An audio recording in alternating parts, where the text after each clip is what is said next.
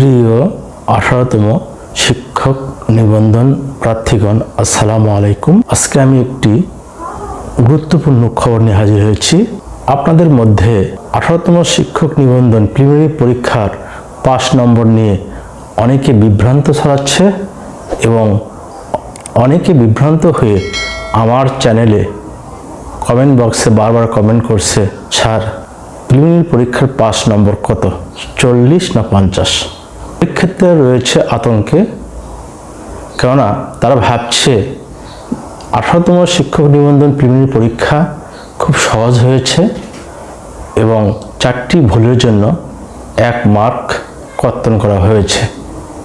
এই দিকে বিবেচনা করে অনেকেই বলছে 18তম শিক্ষক নিবন্ধন প্রিলিমিনারি পরীক্ষার পাস নম্বর হবে 50, কিন্তু এটি আসলে সঠিক খবর নয়। এনটিআরসি সূত্র অনুযায়ী এ যাবৎ যতগুলো শিক্ষক নিবন্ধন প্রিলিমিনারি পরীক্ষা অনুষ্ঠিত হয়েছে সেখানে পাস নম্বর ছিল 40।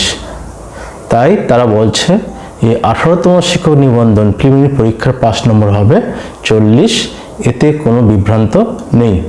তাই আপনারা বিভ্রান্ত না হয়ে গুজবে কান না দিয়ে নিজেকে শান্ত রাখুন। মনে রাখবেন 18তম শিক্ষক নিবন্ধন প্রিলিমিনারি পরীক্ষার পাস নম্বর অবশ্যই 40, এর কোনো সন্দেহ নেই। তাই আপনারা ভালো থাকুন, সুস্থ থাকুন, এই কামনা করে আমি আমার কথা শেষ করছি। আল্লাহ হাফেজ।